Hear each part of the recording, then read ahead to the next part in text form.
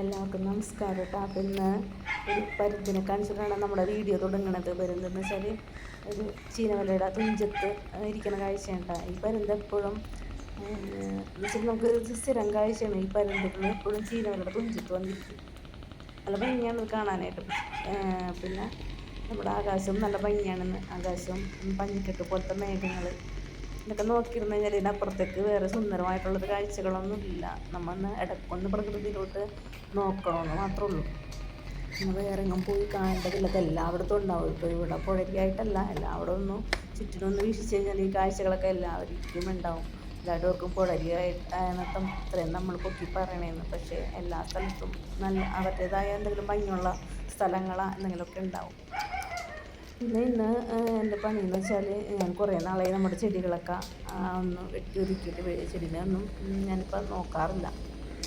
അപ്പം ഇന്ന് നമ്മുടെ ചെമ്പരത്തി ഉണ്ടല്ലോ, താളി ഉണ്ടാക്കണത് ഈ ചെമ്പരത്തിനേക്ക് ഒന്ന് വെട്ടാന്ന് ഓർത്താണ്. കാരണം എന്ന് വെച്ചാൽ ഞാനിത് ഒരു കൊമ്പ് കൊണ്ട് ഞാനല്ല ചേട്ടനെ കൊണ്ടുവച്ചത്. അവിടെ കൊണ്ടുവച്ചിട്ട് അത് കാട് പോലെ പിടിച്ചതെന്ന് വെച്ചാൽ ഇടയ്ക്കിടയ്ക്ക് ഇങ്ങനെ ഞാൻ കൊമ്പ് വെട്ടിക്കളയും. അപ്പോൾ ഒറ്റ കൊമ്പ് എന്നൊന്ന് ഭയങ്കര ബുഷായിട്ട് നിൽക്കണം. ഒരു കൊമ്പുമ്മേണ് ഇത്രയും ഇലകൾ വന്ന് നിൽക്കുന്നത്. എന്നിട്ട് ഞാനിത് വെട്ടി പൊക്കം വെപ്പിച്ചില്ല. മതിലിൻ്റെ മേലോട്ട് പിന്നെ പൊക്കം വെപ്പിക്കാറില്ല. അങ്ങനെ ഞാൻ പിള്ളേരോട് ചോദിച്ചു കാര്യത്തിൽ തലയിലിട്ട് കുളിക്കാൻ വേണമെങ്കിൽ എടുത്തോളാനൊക്കെ പറഞ്ഞതെന്ന് വെച്ചാൽ ഒരു കൊട്ടയുണ്ടായിരുന്നു. നമുക്ക് ഇവിടത്തൊക്കെ നമ്മൾ ഇങ്ങനെയുള്ള താളികളൊക്കെ അവിടെ നടക്കാറുണ്ടായിരുന്നു. ഇതുമ്മ അധികം വില ആവണേൽ മുമ്പെത്തി. പക്ഷേ ഇപ്പം നമുക്ക് ഒരു കൊട്ടയുണ്ടായിട്ട് വേണ്ടത് ഞാൻ കൊണ്ടുപോയി കളയാണ് ചെയ്തത്. പിന്നെ ഇന്ന് നമ്മുടെ മധുരൻ്റെ മേലയിൽ നിൽക്കുന്ന ചെടികളൊക്കെ ഒന്ന് വെട്ടി വെക്കണത് കണ്ട കൊങ്ങിണിപ്പൂവാണിത്. കൊങ്ങിണിച്ചെടി കണ്ട കാട് പിടിച്ചിട്ട് വെട്ടി ഒതുക്കാണ്ടും ശ്രദ്ധിക്കാണ്ടൊക്കെ വെച്ചിട്ട് ആകെ കാട് പിടിച്ചിരിക്കണം. കുറച്ച് പൂവുണ്ടായി നിൽക്കുന്നുണ്ട്. പക്ഷേ പൂവുണ്ടായി നിൽക്കുമ്പോൾ നമുക്കിത് വെട്ടാൻ തോന്നില്ല. അങ്ങനെ ഒരു കുഴപ്പമുണ്ട്. നിറച്ച് പൂവുണ്ടാവുമ്പോൾ പക്ഷേ ഇത് വെട്ടാണ്ട് രക്ഷയില്ല. കാരണം ഇത്രയും കാട് പിടിച്ച് പിന്നെ ഒന്ന് വെട്ടി ഒതുക്കുകയും വേണം. നമുക്കൊന്ന് കുറച്ച് വളവും ഇട്ട് കൊടുക്കണം. നമ്മുടെ വീട്ടിലെ ജൈവമാലിന്യം ഉണ്ടല്ലോ, ജൈവമാലിന്യത്തിൽ ഉണ്ടാക്കുന്ന കമ്പോസ്റ്റ് ഉണ്ടല്ലോ, ആ കമ്പോസ്റ്റ് ഒന്ന് ഇട്ട് കൊടുക്കണം. അത് ഇന്നലെ ചേട്ടൻ എടുത്ത് വെച്ചിട്ടുണ്ടായിരുന്നു കമ്പോസ്റ്റിങ്. അപ്പോൾ അത് ഇന്നലെ ഇടാന്ന് ഓർത്താണ്. പക്ഷേ ഇന്നലെ എനിക്ക് എന്താണ്ടും ഞാൻ എടുത്തില്ല. ഞാൻ നാളത്തേക്കാക്കി. അങ്ങനെ ഇതിൻ്റെ കൊമ്പൊക്കെ വെട്ടി ഞാൻ ഇതൊക്കെ കമ്പോസ്റ്റൊക്കെ ഇട്ട് കൊടുത്ത് ഓരോന്ന് ചെയ്യാൻ കേട്ടോ. കാരണം ഇന്ന് എല്ലാ ചെടികളും എടുക്കണില്ല. എന്ന് വെച്ചാൽ നമുക്ക് പൂവുണ്ടാവുന്ന പെൻറ്റാസ് എടുക്കുന്നുണ്ട്, പിന്നെ ലെൻഡാൻ എടുക്കുന്നുണ്ട്. അല്ലാണ്ട് വേറെ ചെടികളൊന്നും ചെയ്യണില്ല. കാരണം എല്ലാവരും കൂടി ഒരു ദിവസം ചെയ്ത് കഴിഞ്ഞാൽ നമുക്ക് അത്ര എളുപ്പമുള്ള കാര്യമല്ല ഇത്. പിന്നെ കുറച്ച് സമയവും വേണമല്ലോ. കാരണം ചെടിയുടെ കൂടെ നിൽക്കാനായിട്ട് നമുക്ക് എപ്പോഴും വേണ്ടത് സമയമാണ് വേണ്ടത്. സമയമില്ലെങ്കിൽ പിന്നെ സമയവും വേണം, നമുക്കൊരു മനസ്സും വേണം. അപ്പോഴാണ് നമുക്ക് രണ്ടും കൂടി ഉണ്ടെങ്കിലാണ് നടക്കുകയുള്ളൂ. അപ്പോൾ ഞാനിന്ന് കുറച്ചങ്ങോട്ട് ചെയ്യാമെന്ന് ഓർത്ത് ബാക്കി ഞാൻ പിറ്റേ ദിവസങ്ങളൊക്കെ ആയിട്ട് കുറച്ച് പണികളൊക്കെ ചെയ്തിട്ടാണ് അങ്ങനെ നിർത്തി കളഞ്ഞില്ല. അന്ന് ഈ പറഞ്ഞിട്ട് പെൻറ്റാസും ഇതൊക്കെ മാത്രം ചെയ്തോളാം മാത്രം. എല്ലാത്തിനും ചെടിനെല്ലാം കൂടുതൽ പുല്ലായിട്ടാണ് ഉണ്ടാ. ചെടിനെ നോക്കാതിരുന്നാലുള്ള അവസ്ഥയാണ് കാണുന്നത്. ചെടി നോക്കാതിരുന്നാൽ ചെടിയെ ഉണ്ടാവില്ല, പുല്ലായിരിക്കും നിറച്ചുണ്ടാവുന്നത്. ഇതൊക്കെ ഒന്ന് എല്ലാ ദിവസവും നമ്മുടെ കണ്ണും കൈയൊക്കെ എത്തിയാലേ ഇതൊക്കെ ഒന്ന് നല്ല രീതിയിൽ നിൽക്കുകയുള്ളൂ. പിന്നെ എന്ന് വെച്ചാൽ പിന്നെ ഇന്ന് ബോഗൺവില്ലയൊക്കെ ഉണ്ടായിരുന്നുട്ടോ. ബോഗൺവില്ല ഇന്ന് ഈ വീഡിയോ എടുക്കുന്ന ദിവസമൊന്നും ബോഗൺവില്ല വെട്ടിയിട്ടില്ല. അത് കഴിഞ്ഞിട്ട് പിറ്റേ ദിവസം ഒന്നും ബോഗൺവില്ല ഒന്ന് വെട്ടി ഒതുക്കിയതെന്ന് വെച്ചാൽ അവിടെ ഫ്രണ്ടിൽ നമുക്കൊരു തെങ്ങ് നിൽക്കണ്ടല്ലോ, ആ തെങ്ങിൻ്റെ മേലെ തേങ്ങ ഉണങ്ങിക്കിടക്കണ്ടേ. ആ തേങ്ങ ഇങ്ങനെ താഴത്തോട്ട് വീണ് കഴിഞ്ഞാൽ ഒന്നില്ലെങ്കിൽ റോട്ടിലോട്ടായി പോകും, അല്ലെങ്കിൽ ചട്ടിമേയൊക്കെ വീണ് ചട്ടി പൊട്ടും. അപ്പോൾ ചേട്ടനിടയ്ക്ക് ഇങ്ങനെ മുളയും കൊണ്ട് വലിയ നീട്ടുള്ള മുളയും കൊണ്ട് കിട്ടി ഇത് കുത്തിയിടുകയാണ് ചെയ്യല്. അപ്പോൾ ഇന്നലത് കുത്തിയിട്ടപ്പോൾ ചട്ടി മാറ്റിക്കൊണ്ടാണ് ബോഗൺവില്ല മതിലിൻ്റെ മേലെ ഇത് മാറ്റിക്കൊണ്ടാണ് അങ്ങനെ ചെയ്യാറ്. അല്ലെങ്കിൽ അത് മേലോട്ട് തേങ്ങ വീഴുമല്ല. അങ്ങനെ മാറ്റിയപ്പോൾ ഞാൻ ഇന്നലെ വളവും ഇട്ട് ആളും എനിക്ക് സഹായിച്ചെന്ന് ഇതൊക്കെ ഒന്ന് ചെയ്യാനും വളമിടാനും കുത്തിയിളക്കാനൊക്കെ ഒന്ന് സഹായിച്ചെന്ന്. കാരണം എന്ന് വെച്ചാൽ നല്ല ഇഷ്ടംപോലെ വേരുകളായിട്ട് തിങ്ങി നിൽക്കിയിരുന്നു ബോഗൺവില്ലേമ്മ. ചകിരി പോലെ, വലിയ വേരല്ല, ചെറിയ വേര് ഇങ്ങനെ ചകിരി പോലെ നിൽക്കണേന്ന്. അതിനേക്കൊന്ന് തപ്പിക്കളഞ്ഞ് അതിനേക്കൊന്ന് വൃത്തി. ചിലതൊക്കെ കുറേ ഇങ്ങനെ നീണ്ട് ഒരു ഷേപ്പില്ലാണ്ട് നീണ്ട് വളഞ്ഞ് ഇങ്ങനെയൊക്കെ നിൽക്കിയിടും.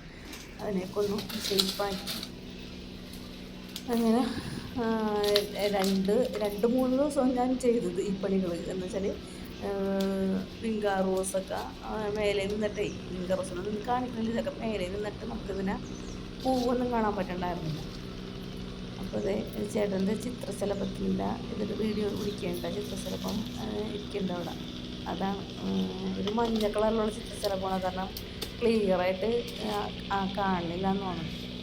എന്താ മഞ്ഞ കളറാണ്, മഞ്ഞ്. ഇത് വളരെ ശ്രദ്ധിച്ചിരിക്കേണ്ട ചിത്രശലഭം തേൻ കുടിക്കുന്നിടത്ത്. പിന്നെ എന്താ ഭയങ്കര ശ്രദ്ധയാണ് വേറൊരു കാര്യത്തിലും. ഈ ക്യാമറ തൊട്ടരികത്ത് വെച്ചാണ് ഇതിനെ ഷൂട്ട് ചെയ്യണമെങ്കിലും അത് വേറെ ഒന്നും അറിയണില്ല. ശരിക്കും പറഞ്ഞാൽ നമ്മളൊക്കെ ഇത് കണ്ട് പഠിക്കേണ്ടതാണ്. നമ്മുടെ ഈ ചിത്രശലഭത്തിൻ്റെ ഏകാഗ്രതയും നമ്മൊരു പണിയെടുക്കുന്നതിൻ്റെ ഇടയ്ക്ക് എത്ര കാര്യങ്ങളാണ് ചിന്തിച്ചു പോണത്. ഇതുങ്ങൾ തൊട്ടരികത്തുകൊണ്ട് ക്യാമറ വെക്കണ പോലും അതുങ്ങൾ ഓർക്കണം കൂടിയില്ല. കാരണം നമ്മുടെ സഹജീവികളിൽ നിന്ന് നമുക്ക് പലതും പഠിക്കാനുണ്ടെന്നുള്ളതാണ്. അപ്പോൾ ഞാൻ വിങ്കാ റോസിൻ്റെ കാര്യം പറഞ്ഞില്ല. വിങ്കാ റോസ് എന്നിട്ട് ഞാൻ ഇന്നലെ എടുത്ത് താഴ്ത്ത് വെച്ച്. താഴ്ത്തുന്ന ചില ചെടികൾ മതിലിൻ്റെ മേലെ നിൽക്കുമ്പോൾ നല്ല കാറ്റുണ്ടാവില്ല ഇവിടെ. അപ്പോൾ കാറ്റത്ത് ചിലത് ചട്ടി മതിലിൻ്റെ മേലെ നിന്ന് താഴ്ത്തോട്ട് വീഴും. ചട്ടിക്കധികം വെയിറ്റ് ഇല്ലാത്ത കാരണം. അപ്പോൾ പിന്നെ ചട്ടിക്കൊന്നും പറ്റാറില്ല, കാരണം എന്ന് വെച്ചാൽ താഴത്തെ ചറലൊക്കെ ഉള്ള ചട്ടിക്കൊന്നും പറ്റാറില്ല. പക്ഷെ ഇത് എനിക്ക് മതിയായി തുടങ്ങി. മതിലിൻ്റെ മേലുള്ള വെച്ച് എനിക്ക് പൂ കാണാറില്ലല്ലോ. അങ്ങനെ കുറേ അങ്ങോട്ട് താഴത്തോട്ട് ഇറക്കി. പിന്നെ വിങ്കാ റോസ് താഴത്തോട്ടിറക്കി, പെൻഡാസും താഴത്തോട്ടിറക്കി. അപ്പം പിന്നെ എൻ്റെ പൂവൊക്കെ ഒന്നിടക്ക് കാണാം. പിന്നെ ചെമ്പരത്തിര കുറച്ച് കൊമ്പൊക്കെ ഉണ്ടായിരുന്നു കേട്ടോ, ഞാൻ നട്ടുപിടിപ്പിച്ചത് മഴക്കാലത്ത്. ഞാനൊരു ദിവസം കടയിൽ നിന്ന് മഴയത്ത് പോയി കുറച്ച് ചെമ്പരത്തിയ കൊമ്പൊക്കെ എടുത്തുകൊണ്ടുവന്നല്ലോ. അതൊക്കെ ഒന്ന് പിടിച്ചിട്ടൊക്കെ ഉണ്ടായിരുന്നു. അതൊക്കെ ഒന്ന് ചട്ടിയിലോട്ടൊക്കെ ആക്കി. കാരണം എന്ന് വെച്ചാൽ എല്ലാത്തിനും നമുക്കൊരു മനസ്സ് വേണം, അല്ലെങ്കിൽ നമ്മുടെ ഒക്കെ ഈ നട്ടുപിടിപ്പിക്കൽ മാത്രമേ ഉണ്ടാവുള്ളൂ, എന്നാലും നമ്മൾ പറിച്ചിടുള്ളൂ. അപ്പോഴാണ് ഈ അടുത്ത ദിവസം അങ്ങനെയൊക്കെ ഉള്ളൊരു മനസ്സ് വന്നപ്പോൾ ഞാൻ ചെമ്പരത്തിക്കുമ്പോൾ, വെള്ള ചെമ്പരത്തിക്കുമ്പോൾ അങ്ങനെ 2-3 ടൈപ്പ് കളർ ഉണ്ടായിരുന്നു. അതൊക്കെ ഞാൻ ഈ ചട്ടിയിലോട്ടൊക്കെ മാറ്റി നട്ട്.